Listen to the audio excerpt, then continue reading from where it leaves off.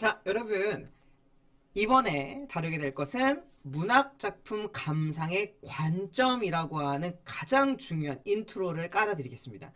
내가 다짜고짜 뭐 문학이라고 하면 현대시, 고전시, 소설 뭐 등등등 있지만 실제로 우리가 문학을 왜 합니까?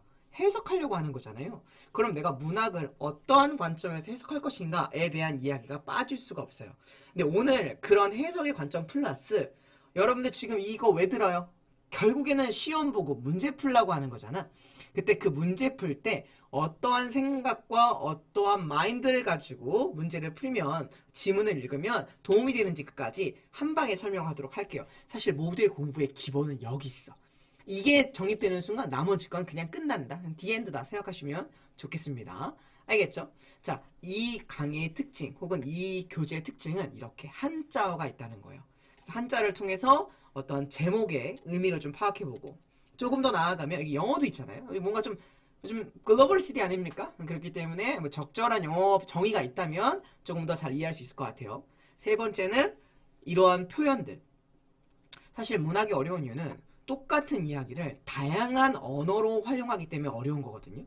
예를 들면 서술자, 그지? 편집자적 논평, 이거 거의 같은 말이거든요. 서술자의 개입, 편집자적 논평 같은 말이지만 다른 방식을 쓰고 있다는 거지. 그래서 우리가 지금 여기 보게 되면 다른 이름이라고 하는 것도 있고, 그리고 이러한 단어와 함께 어우러져서 나오는 키워드도 나오니까 예를 들면 이렇게 내지적 관점을 딱 떠올리는 순간 어머 문학작품의 감상의 관점을 떠올려야 되겠구나 라는 이렇게 연결고리들을 만들어 드리도록 하겠습니다.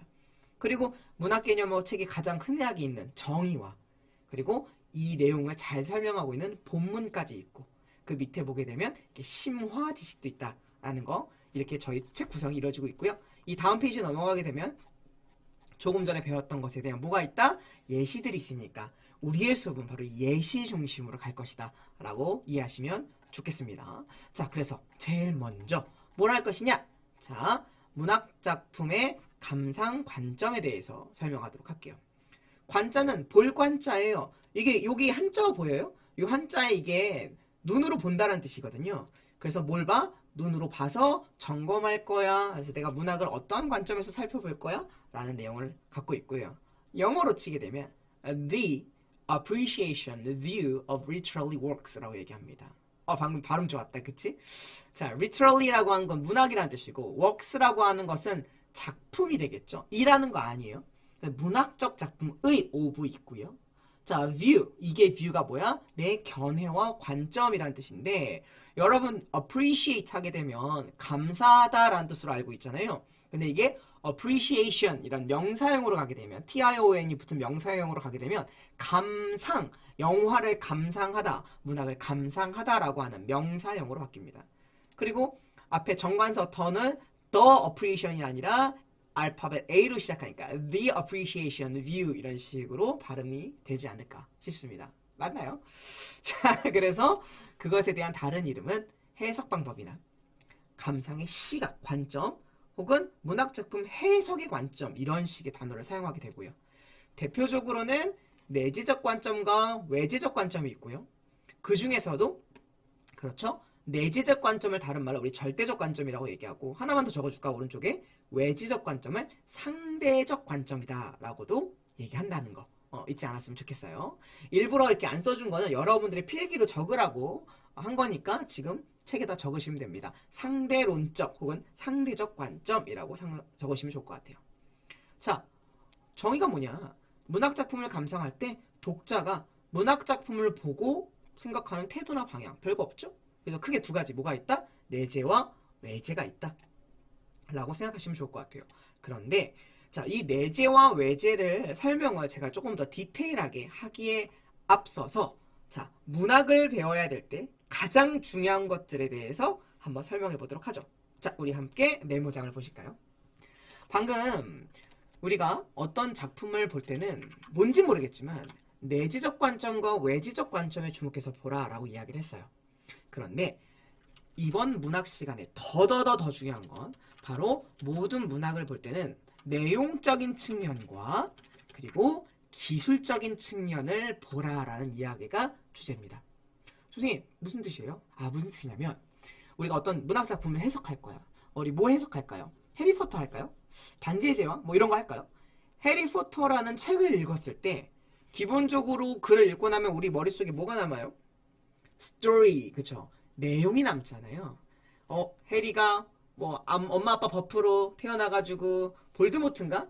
모트몰드인가? 모트모트 다이어리 그건 아니지. 볼드모트를 해치웠다 라고 하는 것이 기본적인 내용이고, 헤르미온느가 겁나 귀엽고 이쁘다, 론이랑 잘 됐다, 이런 내용적인 측면을 읽는 독서를 많이 했잖아요. 그런데 실제로 시험에 나오는 건 이렇게 내용적인 측면이 한 30%? 30에서 40%밖에 안 나오고요.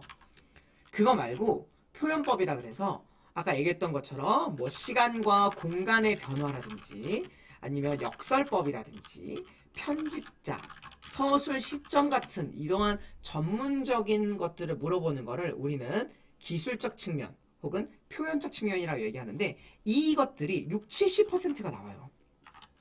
그러니까 내가 선생님 초등학교, 중학교 때 저 책 많이 안 읽었는데 엄마가 그래서 책 많이 읽으라고 하는데 어떻게 해요? 지금이라도 읽을까요? 고등학교 2학년인데요? 그렇게 생각하고 있는데 그럼 절대 안 되고요.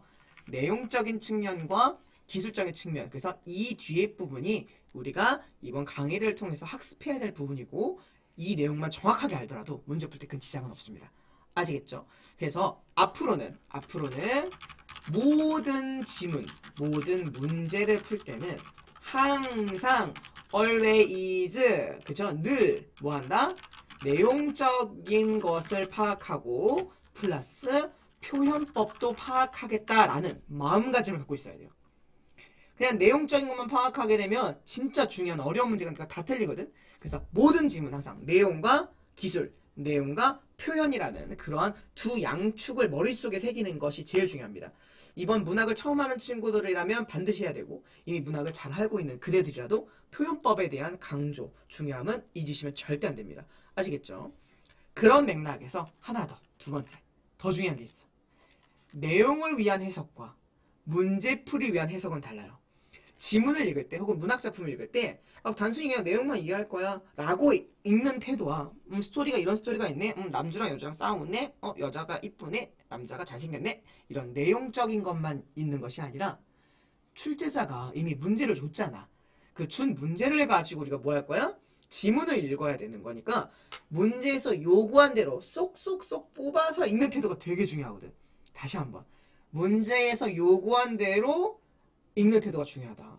예를 들면 한 편의 문학작품을 읽을 때는 감상하는 방법과 그죠? 관점이 되게 다양한데, 작가 글쓴이를 내가 잘 알아. 그러면 똑같은 글을 보고도 그 글쓴이를 알고 있으니까 실친이야, 실친. 그러면 내용이 다르게 올 수 있잖아요. 이거 옛날 전 여친 뭐 누구냐면 지영이 얘기네, 이렇게 생각하잖아. 그렇지?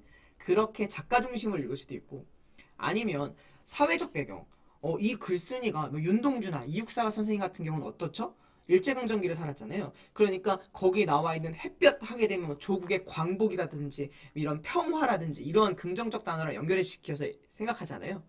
그렇게 읽을 수도 있는 거고, 아니면 이 글 자체가 초등학생용인지 중학생용인지 고등학생용인지 성인용인지, 성인이에요? 성인용인지에 따라서도 해석의 방법이 달라지잖아. 내가 실컷 작가 중심으로 글 읽었는데 문제에서 작가 문제는 한 문제 안 나오네? 그럼 나 뭐 해야 돼? 다시 가서 또 읽어야 되잖아. 돌아버린다고. 그래서 문제를 위한 해석이 되게 필요하다. 따라서 문학은 반드시 먼저 뭐부터 한다? 문제부터 스캐닝한다 라는 것이 원칙이에요. 대원칙입니다. 문제를 스캐닝하고 뭐도 봐야 된다? 보기부터 봐야 된다. 보기도 스캐닝해야 된다라는 것이 있는데, 이런 부분들도 항상 인지하고 있자라는 겁니다. 다시 한번 정리할게요. 내용적인 스토리를 이해하는 것과 거기서 드러나는 표현법, 인칭, 3인칭, 1인칭 혹은 뭐 시간, 공간, 역설, 반의, 서리 등과 같은 표현법을 익히는 시각 하나. 두 번째, 말 그대로 내용 스토리 자체를 해석하기 위한 독해와, 그리고 문제를 풀기 위해서 내가 적합하게 쏙쏙 뽑아서 발췌, 선택적으로 독서하는 방법을 둘 다 익히고 있어야 된다. 사실 뒤에 배울 내용보다 이 두 가지가 문제 풀 때 가장 중요하고 핵심이다 라는 것만 아시면 됩니다. 이 정도 기억할 수 있죠? 앞으로 모든 시 읽을 때 이런 관점에서 읽는 거다. 모든 문학, 모든 독서 읽을 때도 이렇게 읽는 거다. 알겠니? 자, 그러면 우리는 오늘의 주제였던 내지적 관점과 외지적 관점이 뭔지에 대해서 이제 구체적으로 살펴보도록 하겠습니다. 자, 다음 페이지로 넘어가시죠. 고고고!